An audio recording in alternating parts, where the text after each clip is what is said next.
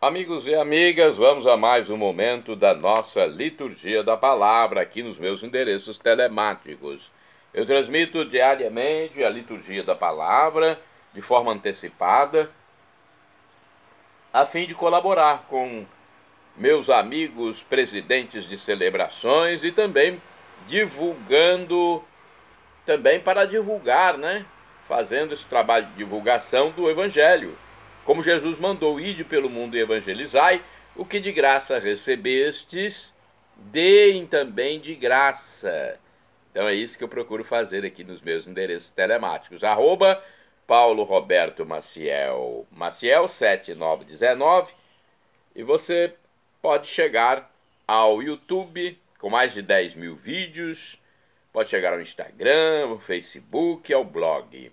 Neste vídeo, a liturgia referente ao dia 17 de agosto de 2024, sábado, 19ª semana do tempo comum, no ano B, onde se enfatiza mais o evangelho escrito por São Marcos. A cor dos paramentos litúrgicos é verde. No rito temos a missa escolha, com ofício do dia, ou pode ser Nossa Senhora no sábado, ok?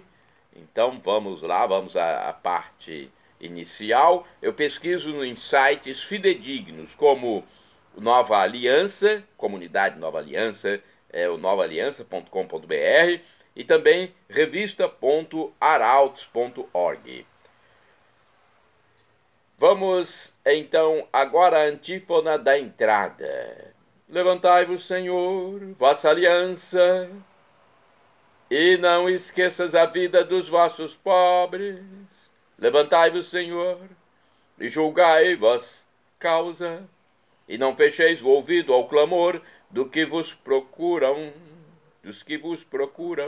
É o Salmo 73, versículo 20, mais versículos ainda, 19, 22 e seguinte. Oração da coleta. Rezemos, coloque suas intenções, agradeça, peça, mas sempre lembre-se de Deus. Deus eterno e todo-poderoso, a quem, inspirados pelo Espírito Santo, ousamos chamar de Pai, fazei crescer em nossos corações o espírito de adoção filial, para merecermos entrar um dia na posse da herança prometida. Por nosso Senhor Jesus Cristo, vosso Filho, que é Deus, e convosco vive e reina, na unidade do Espírito Santo, por todos os séculos dos séculos. Amém. Primeira leitura, leitura da profecia de Ezequiel, capítulo 18, versículos do 1º ao 10º, 13b e do 30 ao 32. A palavra do Senhor foi-me dirigida nestes termos. Que provérbio é esse que andais repetindo em Israel? Os pais comeram uvas verdes e os dentes dos filhos ficaram embotados. Juro por minha vida, oráculo do Senhor Deus, já não haverá quem repita esse provérbio em Israel. Todas as vidas me pertencem, tanto a vida do pai como a vida do filho são minhas. Aquele que pecar é que deve morrer. Se o homem é justo e pratica o direito e a justiça, não participa das refeições rituais sobre os montes, não levanta os olhos para os ídolos da casa de Israel, não desonra a mulher do próximo, nem se aproxima da mulher menstruada. Se não oprime ninguém, devolve o penhor devido, não pratica roubos, dá alimento ao faminto e cobre de vestes o que está nu. Se não empresta com usura, nem cobra juros, afasta sua mão da injustiça e julga imparcialmente entre homem e mulher, se vive conforme as minhas leis e guarda os meus preceitos, praticando-os fielmente, tal homem é justo, e com certeza viverá, oráculo do Senhor Deus. Mas se tiver um filho violento e assassino, que pratica uma dessas ações, embora o pai não as tenha praticado, e participa de refeições rituais sobre os montes, desonra a mulher do próximo, oprime o pobre e o necessitado, pratica a rapina, não devolve o penhor, levanta os olhos para os ídolos, faz coisas abomináveis, tal filho de modo algum viverá, porque fez todas essas coisas abomináveis. com certeza morrerá. Ele é responsável pela sua própria morte. Pois bem, vou julgar cada um de vós, ó casa de Israel, segundo a sua conduta. Oráculo do Senhor Deus. Arrependei-vos, convertei-vos de todas as vossas transgressões, a fim de não terdes ocasião de cair em pecado. Afastai-vos de todos os pecados que praticais. Criai para vós um coração novo e um espírito novo. Porque haveis de morrer, ó casa de Israel? Pois eu não sinto prazer na morte de ninguém. Oráculo do Senhor Deus. Convertei-vos e vivereis. Palavra do Senhor, graças a Deus. Vamos agora ao Salmo responsorial, é o Salmo 50, na Bíblia Vulgata, ou 51, na Bíblia de Jerusalém. Versículos 12 ao 13, 14 ao 15, 18 a 19, refrão 12a. Ó Senhor, criai em mim um coração que seja puro. Repitamos. Ó Senhor, criai em mim um coração que seja puro. Criai em mim um coração que seja puro. Dai-me de novo um espírito decidido. Ó Senhor, não me afasteis de vossa face, nem retireis de mim o vosso Santo Espírito. Ó Senhor, criai em mim um coração que seja puro. Dai-me de novo a alegria de ser salvo e confirmai-me com espírito generoso. Ensinarei vosso caminho aos pecadores e para vós se voltarão os transviados. Ó Senhor, criai em mim um coração que seja puro. Pois não são de vosso agrado os sacrifícios, e se oferta um holocausto, o rejeitais. Meu sacrifício é minha alma penitente. Não desprezeis um coração arrependido. Ó Senhor, criai em mim um coração que seja puro. Repitamos. Ó Senhor, criai em mim um coração que seja puro. Vamos aclamar o Santo Evangelho com Mateus 11, versículo 25, e depois proclamá-lo. A proclamação é com Mateus 19, versículos do 13 ao 15.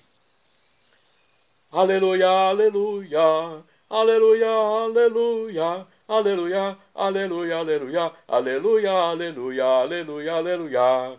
Graças te dou, ó Pai, Senhor do céu e da terra, pois revelastes os mistérios do teu reino aos pequeninos, escondendo-os aos doutores. Aleluia, aleluia, aleluia, aleluia, aleluia, aleluia, aleluia, aleluia, aleluia, aleluia, aleluia. O Senhor esteja convosco.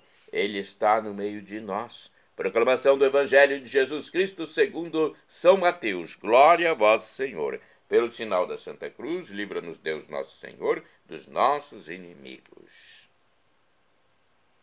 Naquele tempo, levaram crianças a Jesus, para que impusesse as mãos sobre elas e fizesse uma oração. Os discípulos, porém, as repreendiam. Então Jesus disse: deixai as crianças, e não as proibais de vir a mim, porque delas é o reino dos céus. E depois de impor as mãos sobre elas, Jesus partiu dali. Palavra da salvação. Glória a vós, Senhor. Vamos à reflexão desse texto, pequeno texto, aqui do livro Dia a Dia com o Evangelho. Em certas ocasiões, Jesus ensina de modo incisivo e convincente, mais por meio de gestos do que preferindo palavras. Estas vêm apenas completar a mensagem. Uma criança normalmente chama a atenção dos adultos pela simplicidade, reações imprevisíveis, pureza de coração, liberdade para expressar o que sente e pela total confiança com que se joga nos braços do pai e da mãe. Os discípulos, por não compreenderem a missão de Jesus, tentam afastar dele as crianças que lhes são apresentadas. Diversamente dos discípulos, Jesus as acolhe e as propõe como modelo para seus seguidores. Do mesmo modo como acolhe as crianças, Jesus admite e ama com predileção os excluídos da convivência humana. A igreja e a assembleia litúrgica não podem excluir ninguém, pois Jesus veio para todos.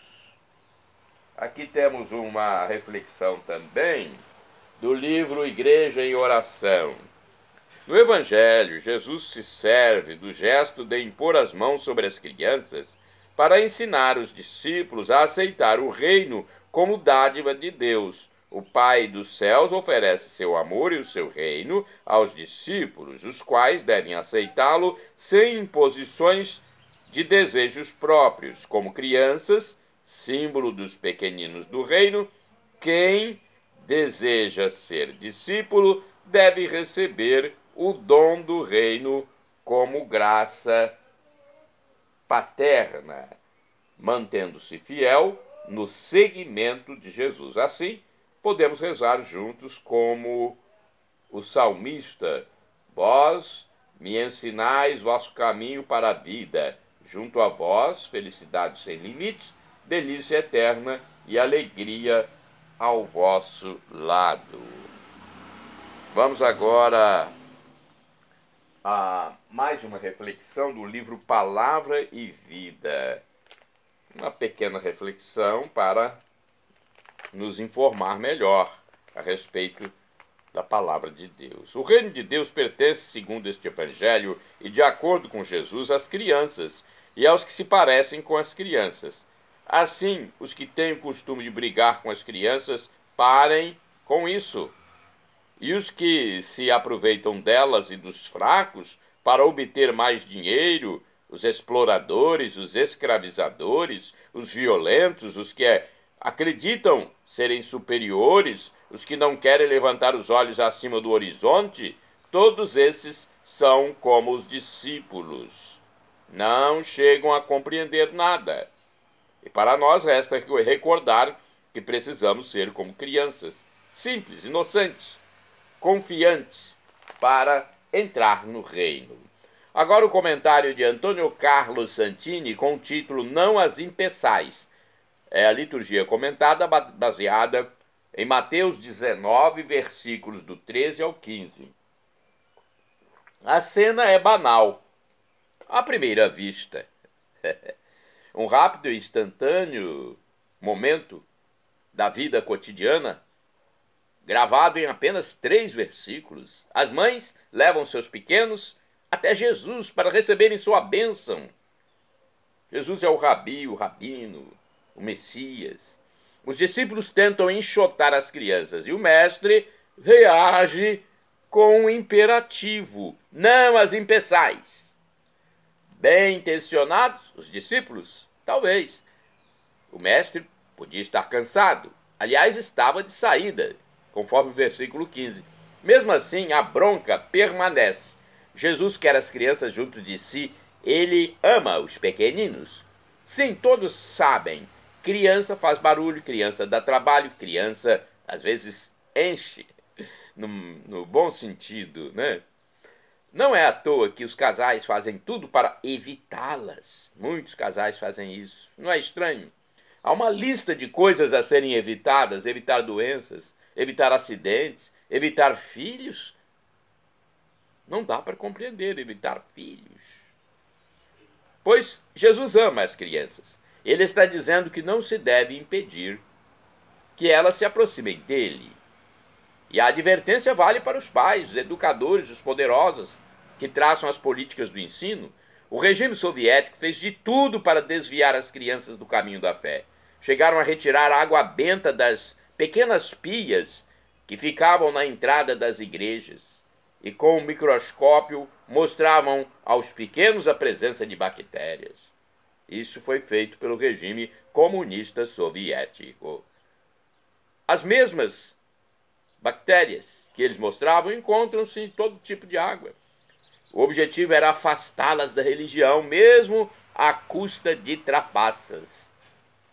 Aqui temos o ensinamento do Papa João Paulo II, hoje nosso santo, São João Paulo II, na encíclica Familiaris Consortio.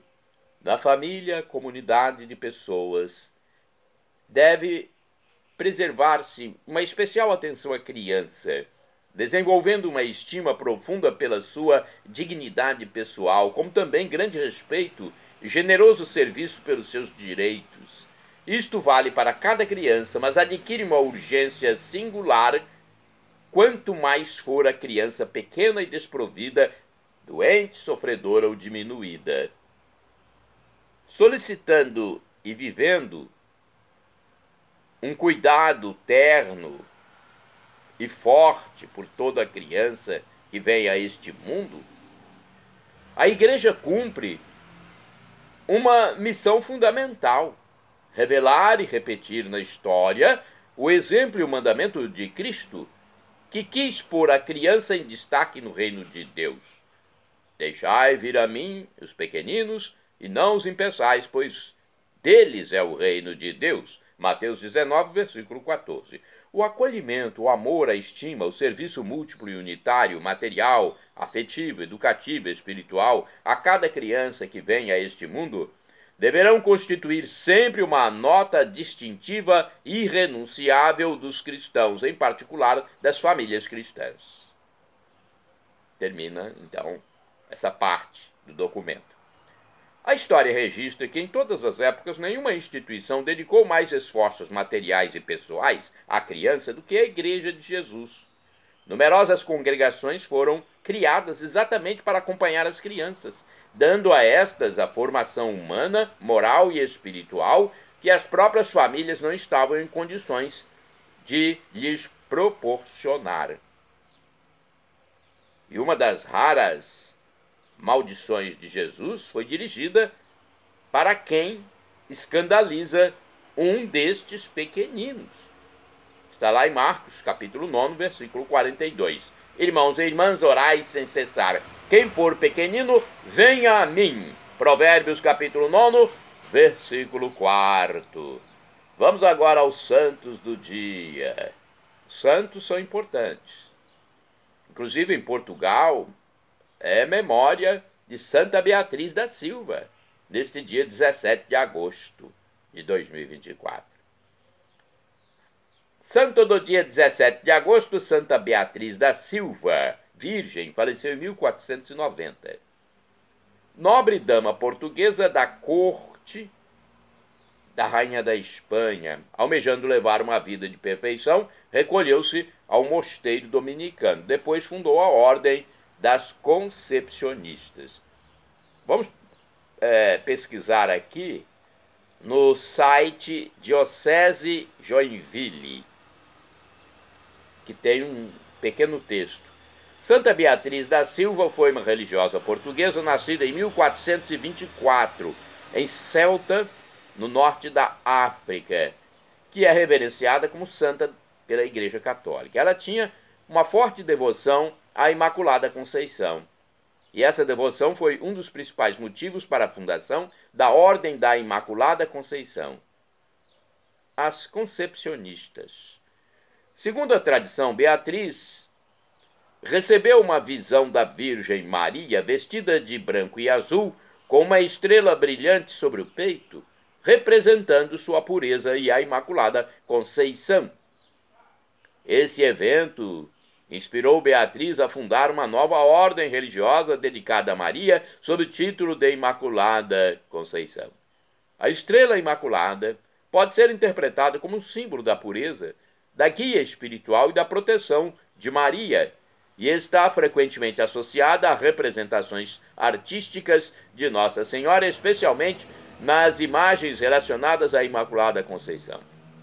A festa litúrgica de Santa Beatriz da Silva é realizada pela Igreja Católica no dia 17 de agosto.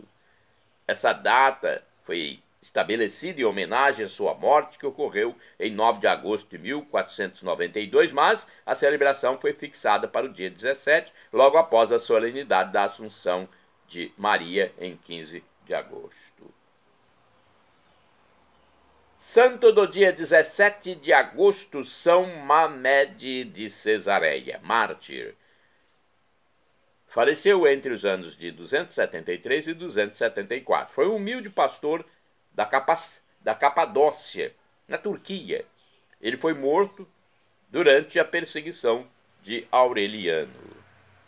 Santo do dia 17 de agosto, Santo Eusébio, Papa, do ano 310, quando morreu. Durante seu curto pontificado de 4 meses, deu valoroso testemunho de Cristo. Morreu na Sicília, para onde fora deportado pelo imperador.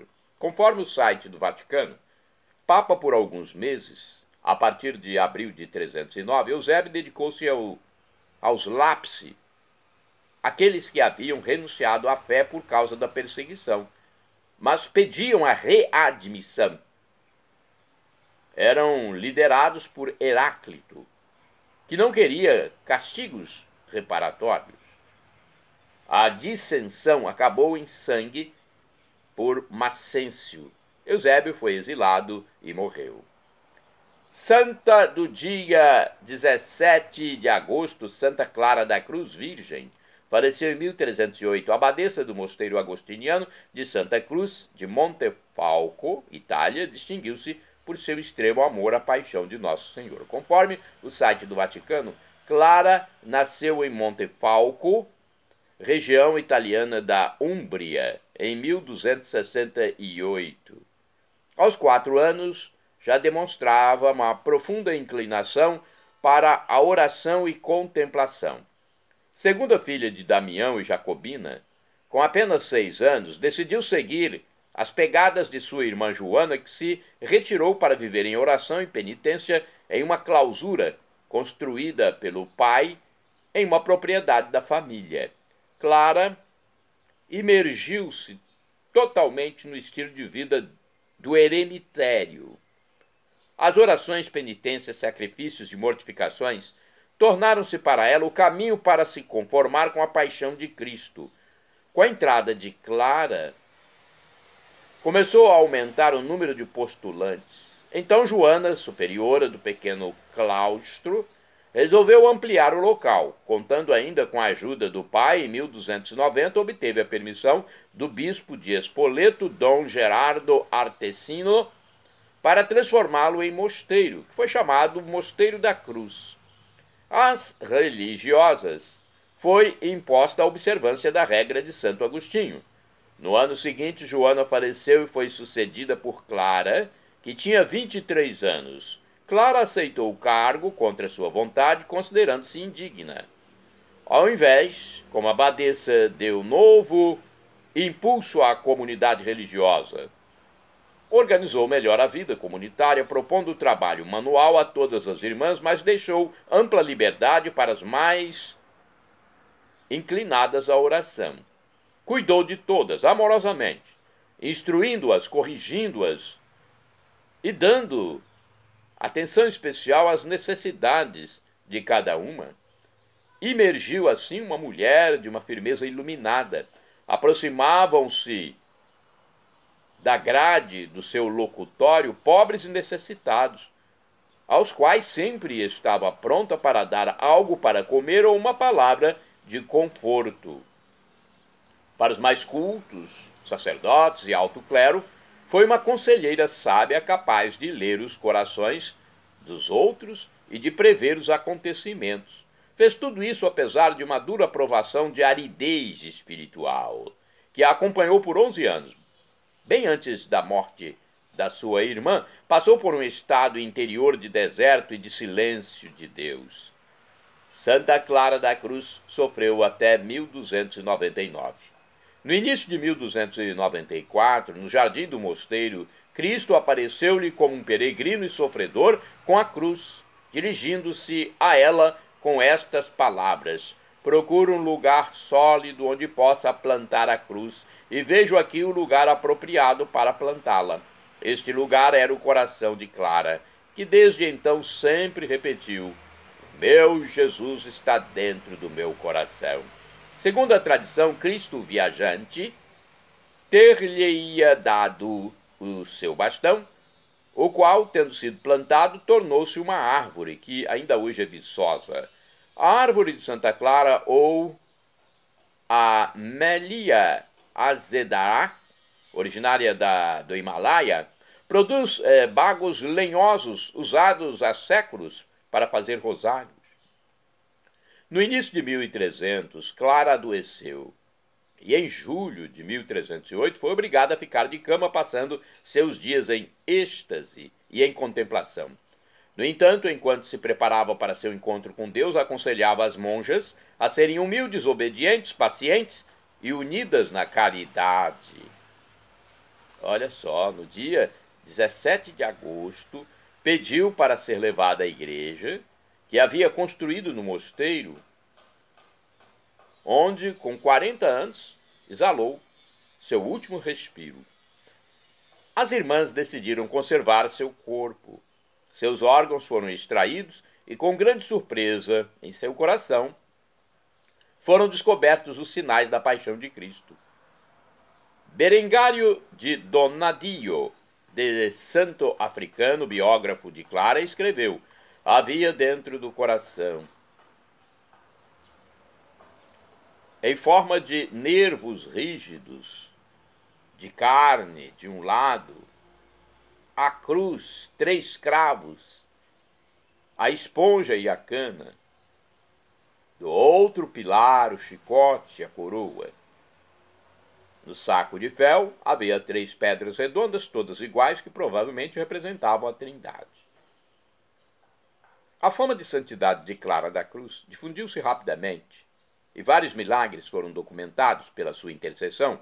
Seu corpo incorrupto e as relíquias encontram-se ainda hoje em Montefalco, na nova igreja, ao lado do mosteiro agostiniano. A história de Santa Clara da Cruz é recordada pelos esplêndidos afrescos na capela de Santa Cruz e a igrejinha primitiva da comunidade religiosa, onde a santa passou os últimos momentos da sua vida terrena.